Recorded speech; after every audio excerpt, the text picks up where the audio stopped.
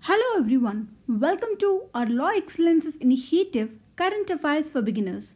Let's start our today's session. Before starting our today's session, let us see what are the answers for the questions from our yesterday's video.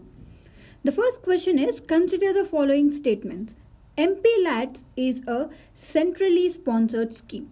This statement is correct. Yes, MPLADS is a centrally sponsored scheme. What is a centrally sponsored scheme? A scheme where there is a financial participation both by center as well as state.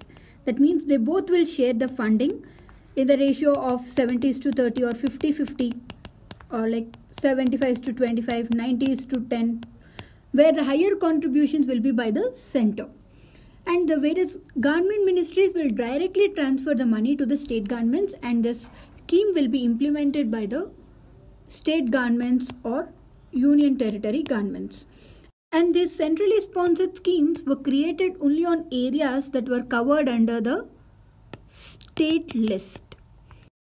And this Member of Parliament's Local Area Development Scheme is this centrally sponsored scheme where the Member of Parliament, both elected and nominated, will recommend works for creation of durable community assets like drinking water, education, public health, sanitation, roads, these kind of things.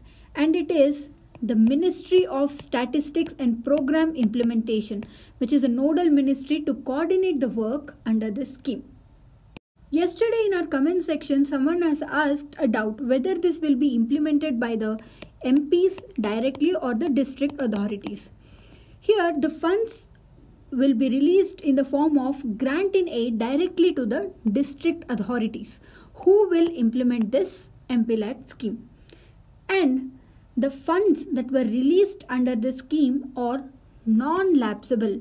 So the second statement is wrong. Non-lapsable in the sense, for example, for a particular work, 1 crore amount was allotted in this particular year. And if this amount is not spent in this year alone, and if this work needs to be carried and it is of very important, then this amount will be carried forward to the subsequent years. So the funds here under this scheme are non-lapsable. As only statement 1 is correct, the answer here is only 1. It is A.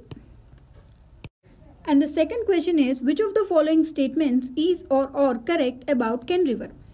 Ken River is a tributary of River Ganga. This statement is wrong because Ken River is a tributary of River Yamuna, not Ganga.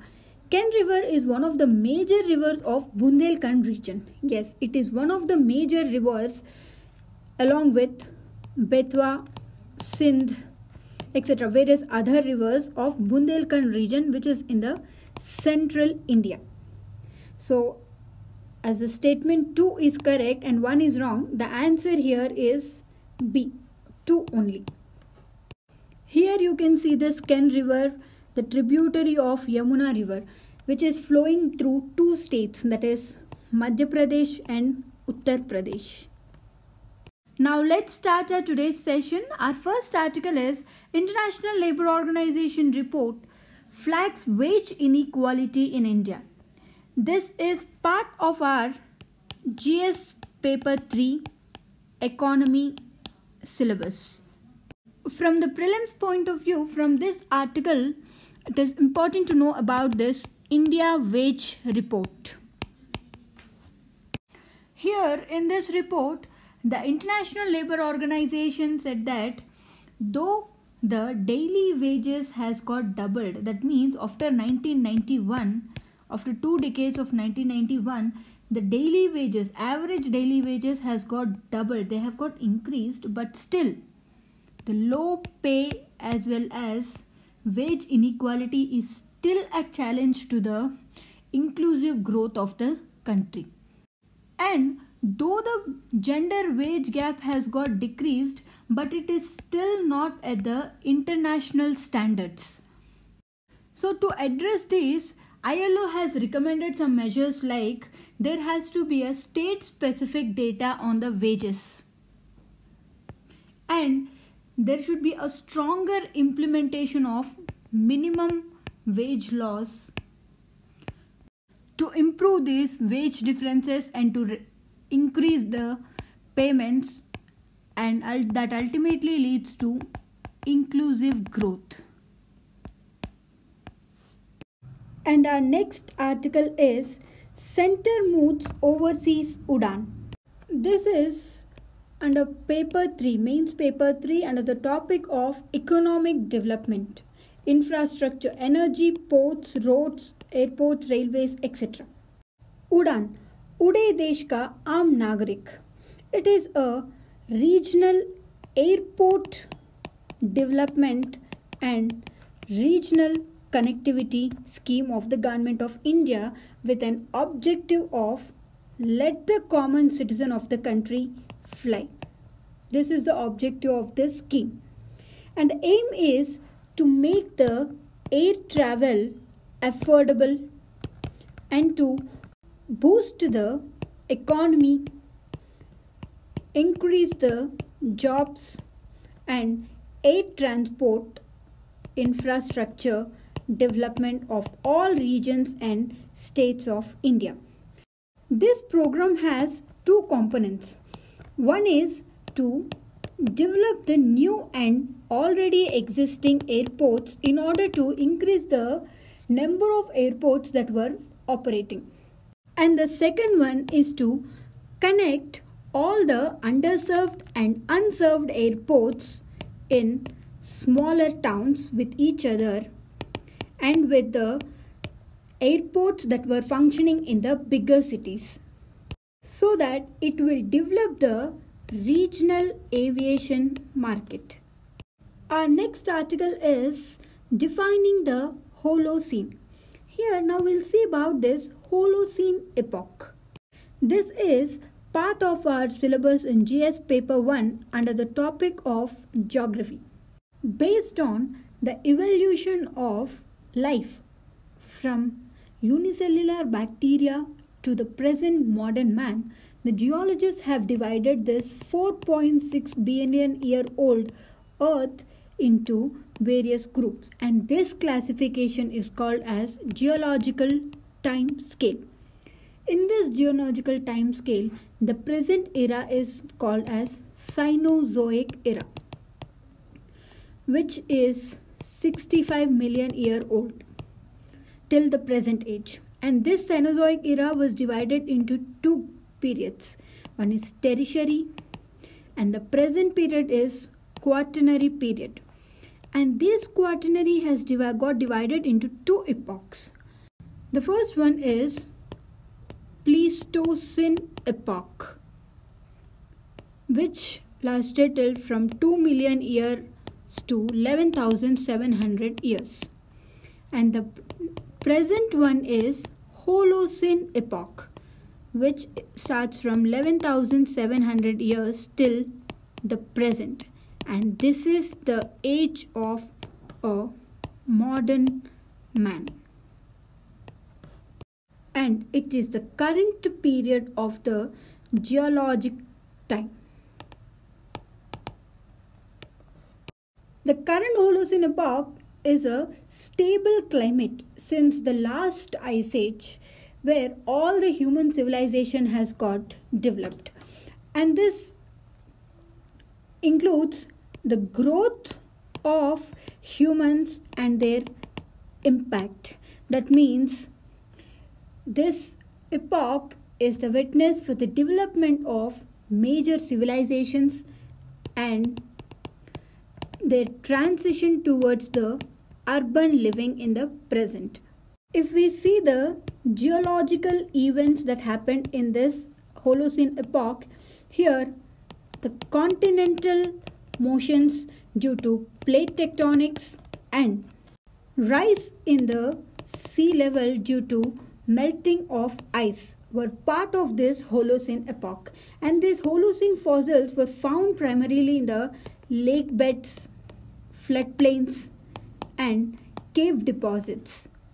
If we see the climatic factors in the Holocene epoch, here the climate is stable over the Holocene, and it is a period of warming.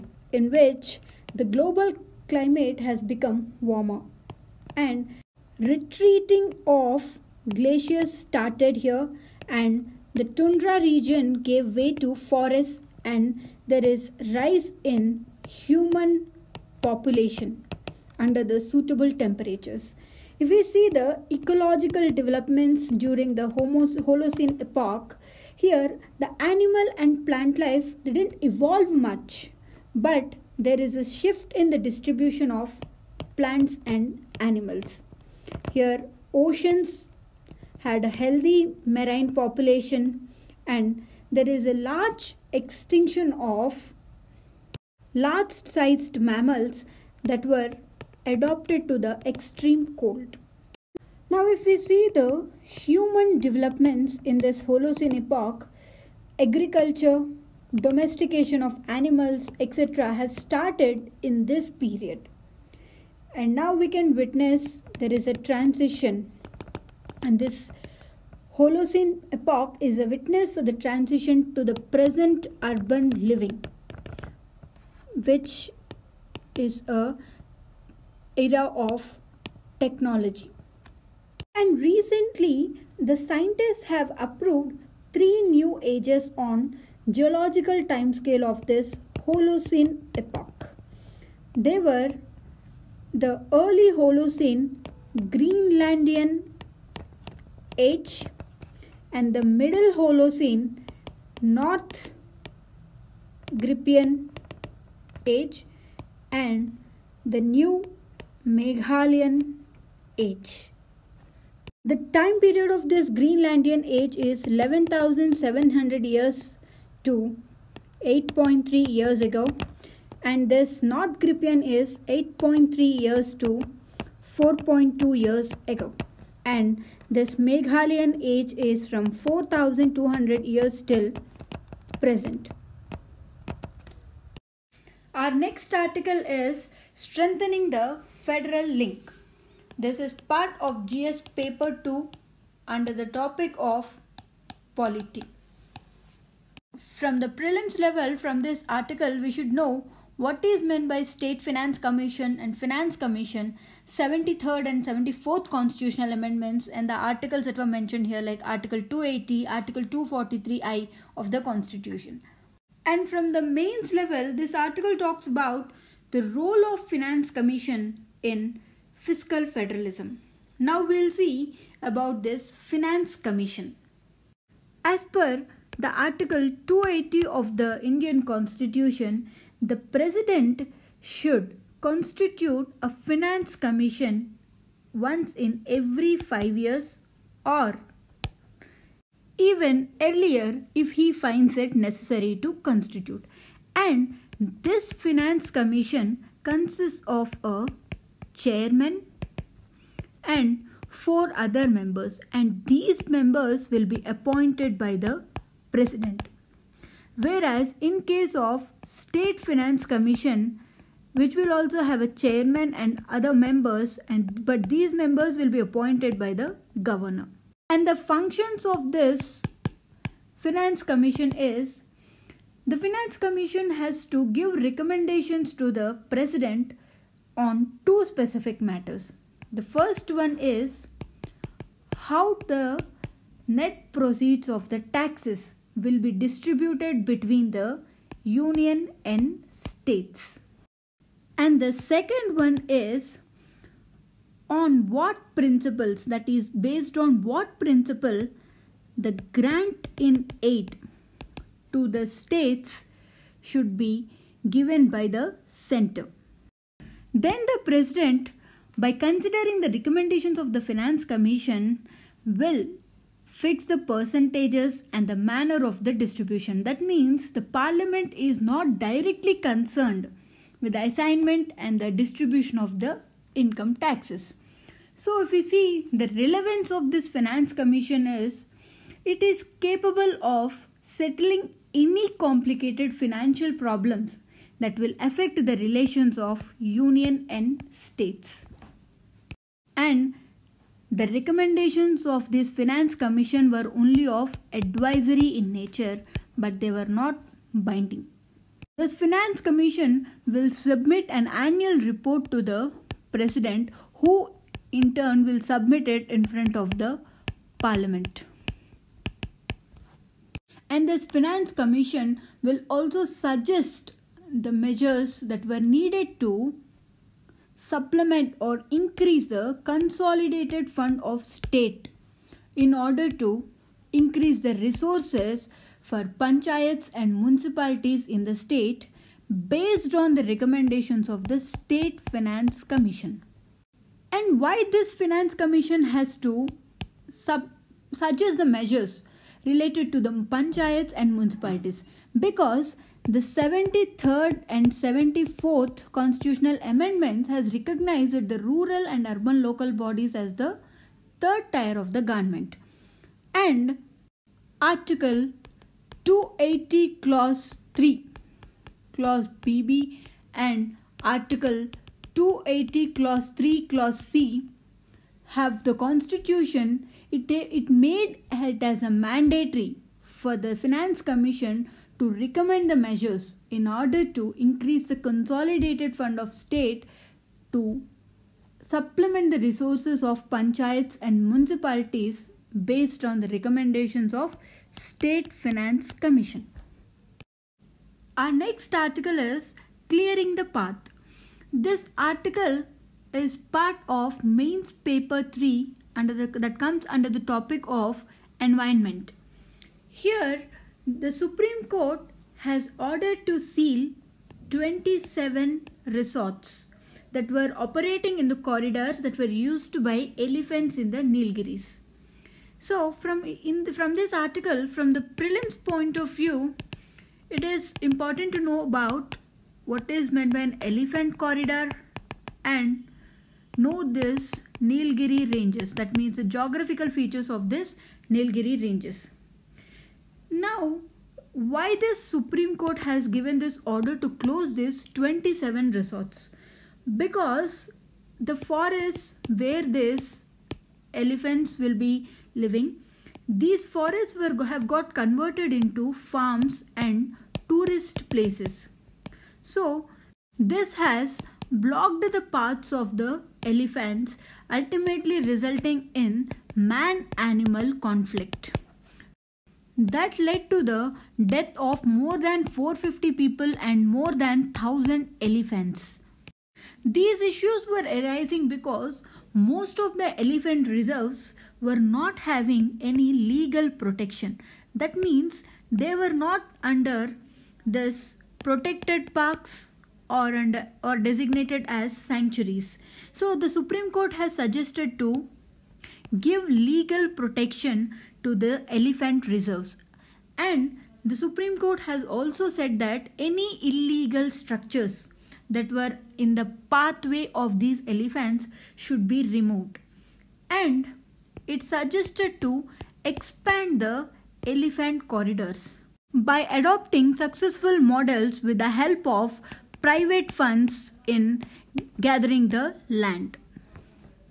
Our next article is Supreme Court scraps NOTA option for Rajya Sabha polls.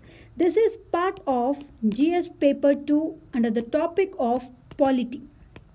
From this article, from the prelims point of view, we should know what is meant by NOTA. It is none of the above option, which will allow the voter to register their protest if none of the candidate is acceptable to them.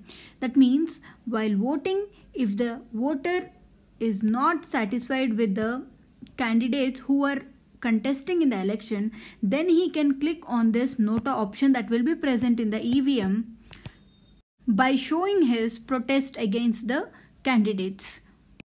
Whereas from the mains point of view, here it is related to reforms in the election process. Here the Supreme Court has said that NOTA is counterproductive by scrapping the Election Commission's proposal to have NOTA option for the Rajya Sabha polls. The court said that this NOTA option is only meant for universal adult suffrage and for direct elections, and not when the elections were held by the system of proportional representation, that is by means of single transferable vote, which is the election process for Rajya Sabha. The Supreme Court felt that this NOTA option in Rajya Sabha will destroy the concept of value of the vote and representation, and it will open doors for corruption. Because in Rajya Sabha electoral process, this open ballot process is permissible, and it will override the provisions of Article 80 Clause 4, which talks about the election process to the Rajya Sabha, and also it will override the provisions of the Representation of People's Act of 1951 and the Conduct of Election Rules of 1961. The next article is Chandrayaan-1 data confirm presence of ice on moon. This comes under GS paper 3 under the topic of science and technology. Now let us see what is this Chandrayaan-1. From this article, from the prelims point of view, we should know the particulars of this Chandrayaan-1. It is the first India's mission to the moon. It is India's first mission to probe the moon, and it includes a lunar orbiter as well as an impactor. Orbiter in the sense it will orbit around the moon to study the moon. And this spacecraft is launched by PSLV C-11, that is the Polar Satellite Launch Vehicle C-11 version, from the Satish Dhawan Space Center, Sriharikota. This unmanned spacecraft weighed about 1380 kgs and it carried total 11 payloads, out of which 5 are from India. That means these are 5 are ISRO's payloads and the other 6 are from other international agencies like UK, USA, Germany, Bulgaria and Sweden. These 6 payloads are from these countries. The main aim of this mission is to study the moon, that is the lunar surface, by orbiting around the moon at a height of 100 kilometers from its surface. Here we can see this Chandrayaan-1. It is to expand the scientific knowledge about the moon and to upgrade India's technological capability by providing challenging opportunities for the planetary research for the younger generation. If we see, the objectives of this mission were like to carry out many experiments using the scientific instruments on this Chandrayaan-1, that is this spacecraft, and to prepare a three-dimensional atlas of both near and far sides of the moon, and to provide a high-resolution chemical as well as mineral image of the lunar surface, and to observe the X-ray spectrum to gather the information of this lunar volatiles and to detect water on the lunar surface. With the successful launch of this Chandrayaan-1, India became the 6th nation to send a mission to the moon. Now let's see our today's questions. Consider the following statements. Chandrayaan-1 is the India's first lunar probe launched by ISRO. Chandrayaan has carried 5 payloads made in India. And the next question is, consider the following statements. Holocene epoch is the current period of geological time. Meghalayan age is the early Holocene stage. Try to answer these questions and post the answers in the comment box, and we'll see the detailed explanation for these questions in tomorrow's video. This is our Law Excellence website where you can get the notes, and this is our official Telegram channel where the notes as well as the video will be available. Thank you.